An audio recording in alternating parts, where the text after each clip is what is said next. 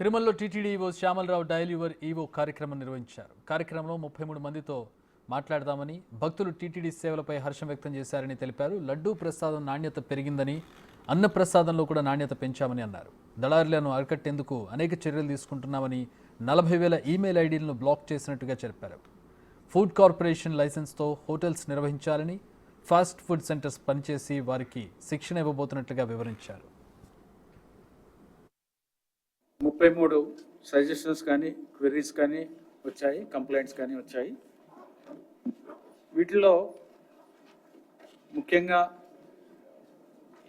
దర్శనం కోట ఏదైతే ఉందో ఆన్లైన్లో చాలా తొందరగా అయిపోతుంది, ఏమన్నా ఇబ్బంది ఉందా లేకపోతే ఎవరన్నా బ్లాక్ చేస్తున్నారా, ఇలాంటి కొన్ని సమస్యలు తెలియజేశారు.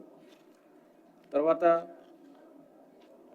శ్రీవారి సేవకులకు సంబంధించిన సమస్యలు చెప్పారు. అంటే వాళ్ళకి బుక్ చేసుకుంటే రావడం లేదని కానీ, లేకపోతే రిప్లేస్మెంట్ ఆప్షన్ ఇవ్వమని కానీ, ఇలాంటి సమస్యలు కూడా చెప్పారు.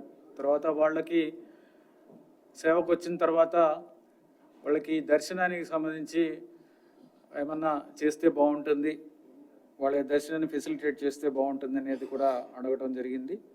తర్వాత లడ్డు క్వాలిటీ గురించి, అన్నప్రసాదాల క్వాలిటీ గురించి కూడా చెప్పారు.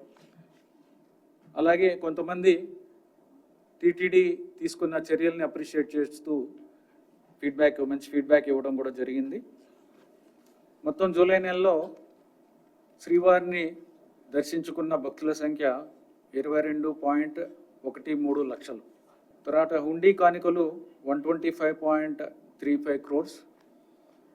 తర్వాత విక్రయించిన శ్రీవారి లడ్డూల సంఖ్య 1.04 crores.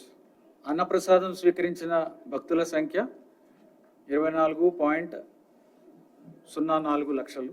కళ్యాణకట్ట దగ్గర తలనీలాలు సమర్పించిన భక్తుల సంఖ్య 8.67 lakhs.